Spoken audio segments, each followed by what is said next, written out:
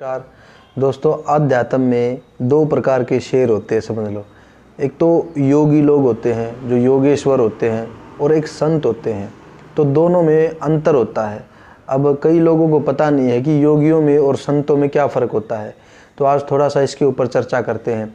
जो योगेश्वर होते हैं, जो योगी लोग होते हैं, उनके पास एक सिद्ध मंत्र होता है और वो शरीर का मंत्र होता है। तो वो जैसे कि उदाहरण के तौर पे बताता हूँ, जो गुरु गोरखनाथ जी थे वो योगेश्वर थे, बड़े महान योगी थे। तो वो जब नाम देते थे, वो मंत्र शब्द देते थे, सिद्ध मंत्र जो देते थे, तो देने के बाद अपने शिष्य को अपने साथ रखते थे। फिर वो कहीं नहीं जाने देते थे, वो अपने शिष्य को अपने साथ रखते थे। तो वो काया का मंत्र होता है, शरीर को दिया जाता है। और जो संत होते हैं, वो जो शब्द देते हैं वो लिखने पढ़ने में नहीं आता, वो एक धुन होती है। और कई जगह पे इसका जिक्र किया है, संत कबीर जी महाराज ने भी किया है कि जो संत जब दीक्षा देते हैं तो वो जो शब्द होता है वो इस लोक का नहीं होता, वो किसी अन्य लोक का होता है और वो लिखने पढ़ने में नहीं आता। कई बार कहा कि वाणी परे वो नाम है, सो सतगुरु के पास, या विदेह नाम होता है। वो अक्षरों से रहित होता है, एक धुन होती है। तभी तो संत कबीर जी महाराज ने कही है कि दो बिन होए ना अधर आवाजा, यानी कि ऐसी धुन होती है जिसमें आवाज़ भी नहीं होती। तो वो संत वो देते हैं, वो शब्द देते हैं, और वो आत्मा को देते हैं, वो काया को नहीं देते। दूसरा है कि जो योगी लोग हैं वो कई मुद्राएं होती हैं, जैसे कि खेचरी, बूचरी, अगोचरी, उन्मुनी, चाचरी, ये मुद्राएं होती है 5 प्रकार की। तो इन मुद्राओं पे इन मुद्राओं को साधते हैं। जैसे कि वो यहाँ ध्यान टिकाते हैं, तीसरी आँख पे, कोई सांसों पे ध्यान टिकाता है, तो वो इन मुद्राओं पे काम करते हैं। और जैसे कि जो गुरु गोरखनाथ जी थे वो चाचरी मुद्रा के विशेषज्ञ थे शायद। और जो जैसे उन्मुनी मुद्रा वो राजा जनक ने मतलब खोज की थी उसकी। तो ये जितनी भी मुद्राएं हैं ये योगेश्वर करते हैं, लेकिन संतों के ये काम नहीं है। इन 5 मुद्राओं से बाहर का काम संत करता है, संत इन मुद्राओं में नहीं पड़ता।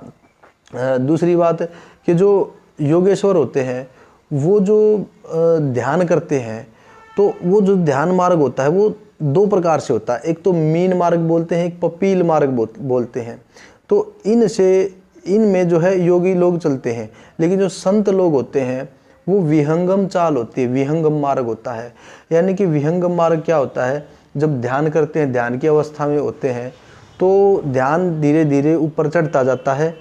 तो वो जो है मतलब गुरु साथ होता है, संतत्व की धारा में गुरु हमेशा साथ होता है और शिष्य को ऊपर तक लेके चलता है और रास्ता दिखाता हुआ चलता है कि ये गलत है, ये सही है। लेकिन जो योगी लोग होते हैं, योग मत होता है, उसमें गुरु का महत्व इतना नहीं होता ना के बराबर होता है। गुरु का काम ना के बराबर होता है, क्योंकि उसमें जो ये साधनाएं करनी होती हैं ये स्वयं को करनी होती हैं। लेकिन संत तत्व में पूरा का पूरा काम गुरु कृपा से होता है, गुरु ही करता है। जो योगी लोग होते हैं वो कई प्रकार की, जैसे रिद्धि सिद्धियाँ और कई प्रकार की जितनी शक्तियाँ हैं वो जागृत हो जाती हैं योग मत में। लेकिन जो संत तत्व में है वो आध्यात्मिक ऊर्जाएं मिलती हैं, जो आध्यात्मिक शक्तियाँ जागृत होती हैं उसमें आत्मा जो है वो कंप्लीट, उसमें पूरा का पूरा आत्मा का ही नॉलेज होता है उसमें। लेकिन योग मत में ऐसा नहीं होता। योगी लोग हैं वो अपना ध्यान टिकाते हैं तो वो ऊपर जाते हैं, तो वहाँ पे अनहद धुनों को ही परमात्मा समझा जाता है। भाई ध्यान टिकाओगे तो कुछ अनहद धुनें सुनाई देंगी, 70 प्रकार की धुनें होती हैं। तो धुन सुनते हैं तो उनको सोचते हैं कि यही परमात्मा, 70 प्रकार की धुनें होती हैं। एक भी धुन पे ध्यान टिकाते हैं, उसी पे मतलब कि वही खुल जाती है। जैसे कि इतने एप्लीकेशन होते हैं फ़ोन में, तो किसी भी एप्लीकेशन पे अगर उंगली लगाएंगे तो वही खुलेगा। तो वैसे ही 70 प्रकार की धुनें होती हैं, जहाँ भी ध्यान टिकाएंगे वही एक्टिव हो जाएगी। लेकिन संत तत्व में धुनों से ऊपर होता है, क्योंकि आत्मा किसी की मोहताज नहीं होती, वो ऑलरेडी परिपूर्ण होती है। इसलिए धुनों का आत्मा से कोई संबंध नहीं होता है। तो योग मत क्या होता है, सीमाबद्ध होता है। योग मत में सीमाएं होती है, उस सीमा से परे नहीं जा सकता। लेकिन संत तत्व में असीम होता है, सीमाबद्ध नहीं होता है। वो कई करोड़ों करोड़ों लोगों को देख सकता है, वहाँ तक जा सकता है। तो और जो योग मत होता है वो शास्त्रों पे डिपेंड होता है। जैसे कि भाई मैं कहूँ कि उस फलाने शास्त्र में ये लिखी हुई है बात, उसमें ये लिखा हुआ है, तो उसके ऊपर निर्भर होते हैं वो चीज़ें। लेकिन जो संत तत्व की धारा में आंखों देखी बात की जाती हैं, उसमें ये चीज़ लिखी लिखाई बात नहीं की जाती है। क्योंकि संत हो गया तो आंखों देखी ही बोलेगा। क्योंकि संत कबीर जी ने बोला भी है कि तेरा मेरा मनवा कैसे एक होई रे, तू कहता कागज की लेखी, मैं कहता आँखन की देखी। क्योंकि संत हमेशा आंखों देखी बात करेगा और वो कभी भी किताबी बात नहीं करेगा।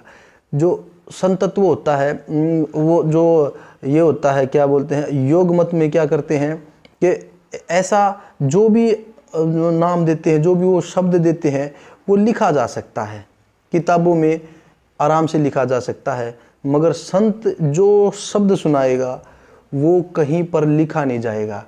और ये कई वाणियों में भी बोला गया है कि जैसे कि बहुत सारी ऐसी वाणियाँ हैं जो लिखा जाए ना पढ़ा जाए, बिन सतगुरु को ना ही पाए। यानी कि वो लिख नहीं सकते, उसको वो समझ में ही नहीं आएगा सतगुरु ने बोल क्या दिया। एकदम आप ऐसा करो, वो सोचोगे, मान लो कोई आपको संत, अगर वो सच्चा संत है, अगर आपको वो दीक्षा देगा तो आपको समझ में नहीं आएगा, आप ये बोलोगे इन्होंने बोल क्या दिया। और दूसरी बात, जब संत कोई भी सच्चा संत ट्रू बिल्कुल वो आपको शब्द देगा तो ऐसा लगेगा आपको वो जीवित नाम देगा, जिंदा नाम। तो आपको ऐसा महसूस होगा जैसे कि कोई ताकत आपके साथ चल रही, 24 घंटे आपके साथ चल रही है। आप अगर सोओगे तो आप सोओगे, लेकिन वो चेतन रहेगी, वो सत्ता, वो जागृत सत्ता होगी। तो वो हर समय ऐसा महसूस होगा जैसे कोई ना कोई साथ चल रहा है आपके। क्योंकि वो कबीर साहब ने भी कहा है, गुरु संजीवन नाम बताए, कि गुरु जो है वो जीवित नाम बताता है, जिंदा नाम। और वो हर प्रकार की स्थिति में, चाहे दुख हो, चाहे किसी प्रकार की जब मुसीबत आएगी, तो वो शक्ति चेतन होती है और वो सब चीज़ों को देखती है। जिन चीज़ों को हम नहीं देख पाते उसको सब नज़र आता है। तो वो हमें बिल्कुल प्रोटेक्ट करती है, चारों तरफ से प्रोटेक्शन करती है और वो बचा के चलती है।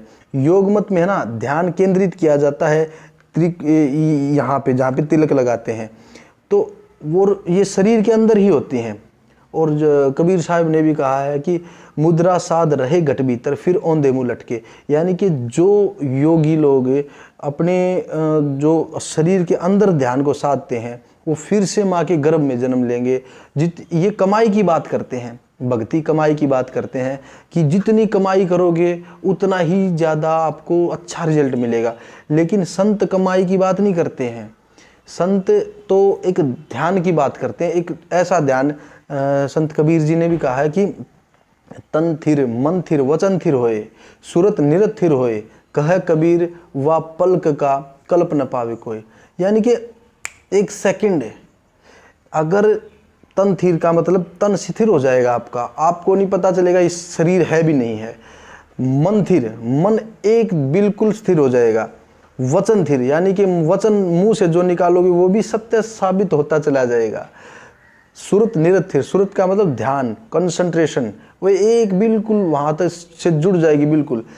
जब ये सारी चीज़ें एक जगह पे कंसंट्रेट हो जाएगी, स्थिर हो जाएंगी, कहा कबीर वा पलक का, यानी कि उस पल का कल्प न पावे कोई। यानी कि उससे अधिक शांति, परम शांति कहीं नहीं हो सकती। यही शांति का असल मार्ग है। अगर हम ये सोचें कि नहीं अच्छी नौकरी लगेंगे और अच्छा कपड़ा पहनेंगे, या बहुत मतलब अच्छे कोई डांसर बन गया, कोई गायकार बन गया, तब शांति मिलेगी, ये शांति का मार्ग संतों ने बताया नहीं भाई, कैसे मिलेगी। अगर आपको ऐसा लगता है कि इन मार्ग से शांति मिलेगी, तो आप खुद देखते भी होंगे, बड़े बड़े अमीर लोग भी दुखी हैं, बड़े बड़े धनी गाड़ी कोठी बंगले वाले भी दुखी हैं।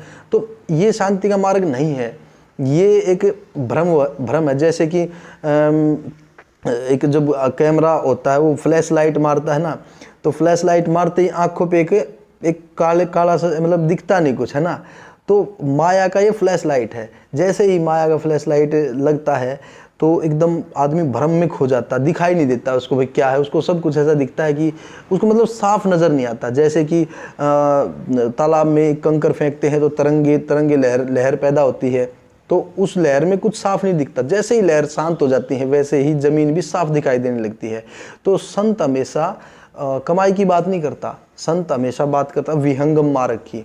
विहंगम चाल क्या होती है कि एक बार जब आदमी उस स्थिर तक पहुंच जाएगा ध्यान की अवस्था में, तो दोबारा उसको ये करने की ज़रूरत नहीं है। दोबारा एक बार सुरती लगाएगा फिर वहीं पहुंच जाएगा। ये इसे कहते हैं विहंगम मार्ग। और ये बहुत ही इजी है, बहुत आसान है। बस मुश्किल क्या है, सही संत का मिलना। अब सही संत कैसे मिले, वो सिर्फ तड़प होनी चाहिए। अगर आदमी के अंदर तड़प होगी तो सही संत आपको खुद ढूंढ लेगा। बस वो तड़प ढूंढता है कि उसके अंदर लगन जिसके अंदर भी होगी, संत वहीं पहुंचेगा या उसको कैसे भी करके अपने पास बुलाएगा। क्योंकि इसको बोलते अंकुरित बीज, यानी जिस इंसान के अंदर उस परमात्मा को पाने की एक बहुत गहरी लगन है, उसको वो तुरंत बुला लेगा। और संतों को वही मार्ग चाहिए, वही इंसान चाहिए है। क्योंकि वो कहा है ना कि साधु भूखा भाव का, धन का भूखा ना। भावना जिसकी मजबूत होगी, प्रगाढ़ होगी ना, उसको अपने आप बुला लेगा, कहीं जाने की जरूरत नहीं है। तो आपके अंदर वो परमात्मा को प्राप्त करने के भाव पैदा करो। जैसे ही आपके अंदर वो भाव पैदा होंगे, आपको कोई न कोई सच्चा संत अपने आप ढूंढ लेगा या आपको अपने पास बुला लेगा। यही मार्ग है। और आज जो मैंने संत और योगियों में अंतर बताया है, अगर आपको वीडियो अच्छी लगी हो या मैंने कुछ गलत कहा हो तो कमेंट में बताना। हो सकता है हमसे कुछ मिस्टेक हो गई हो, लेकिन जैसी भी आपको लगी हो, लाइक करना, सब्सक्राइब करना चैनल को अगर अच्छा लगे तो। क्योंकि लाइक से वीडियो फैलती है, कमेंट से भी वीडियो फैलती है। जय हिंद, धन्यवाद।